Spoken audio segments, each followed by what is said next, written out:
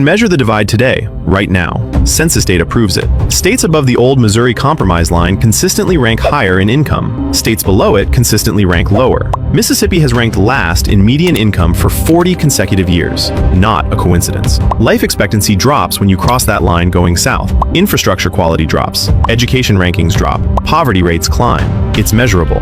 This isn't about politics. This is about geography that created economic systems 200 years ago, and those systems never changed. The North built cities because geography forced diversification. Rivers flowing in different directions, varied climates, different soil types. You couldn't just grow one crop, so the economy diversified. Manufacturing, trade, finance. The South's geography was too perfect. Perfect for cotton, perfect for tobacco, perfect for single crop agriculture. So that's what they built. And single crop economies don't diversify, they double down. Even after slavery ended, the economy stayed agricultural. Even after cotton crashed, the system didn't change. Geography had locked them in. In 1900, the South produced 11 billion pounds of cotton. By 1960, machines did the same work with 95% fewer workers. Those workers had nowhere to go. The North had factories waiting, steel mills in Pittsburgh, car plants in Detroit, rubber factories in Akron, manufacturing jobs that didn't exist yet in 1820, but got built because geography forced diversification. The South had fields that suddenly needed almost nobody, so the people left, and they never came back. Between 1910 and 1970, 6 million black Americans alone left the South for northern cities. Historians call it the Great Migration, but geographers know the truth. It wasn't just about race or opportunity. It was about a region whose geography had locked it into one industry, and that industry had just been replaced by a machine. Some southern cities escaped the trap. Atlanta, Charlotte, Nashville, Houston. These cities grew into major economic powerhouses despite being in the South. But here's the revealing part. Every single one escaped the same way. They built around transportation that bypassed the river system entirely.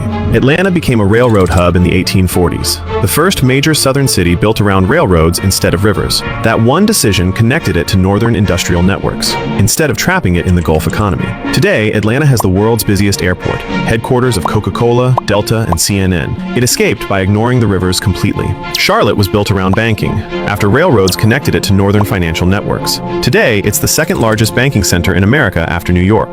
The railroads made that possible. Nashville sits at the convergence of 3 major river systems. It had connections in multiple directions, unlike most southern cities. Geography gave it an advantage other cities didn't have. Houston escaped through oil. When oil was discovered in Texas in 1901, it created an entirely new industry. Nothing to do with cotton or the old plantation system. Houston built its economy around energy, not agriculture. Oil money built petrochemical plants, refineries, shipping infrastructure, an economy that had nothing to do with the old geographic trap. Here's the pattern. Every successful southern city found a way around the geographic trap. A railroad that ignored the rivers, an airport that bypassed geography entirely, an oil field that created new wealth, something that created economic diversity despite the geography. The cities that didn't find that escape route are still trapped. Jackson, Mississippi, Montgomery, Alabama, Shreveport, Louisiana, all sitting below the old line, all still tied to the old river economy, all still struggling. The geography didn't doom every southern city, but it doomed every city that couldn't find a way around it. The line was drawn in 1820, but here's what nobody tells you. The states above that line today are gaining population. The states below it are losing population. Americans are voting with their feet, and they're voting exactly the way geography predicted 200 years ago. Illinois, Ohio, Pennsylvania are struggling, but they're not collapsing. Mississippi, Louisiana, Alabama are bleeding people. Young people leave and never come back. The same geographic trap that locked the South into cotton 200 years ago is still operating, just in a different form. Northern states have diverse economies. When one industry fails, others survive. Southern states never built that diversity. So when agriculture mechanized and needed fewer workers, nothing replaced those jobs. The pattern repeats. Geography divided America in 1820. That division created different economic systems. Those systems are still running today, and Americans are fleeing the state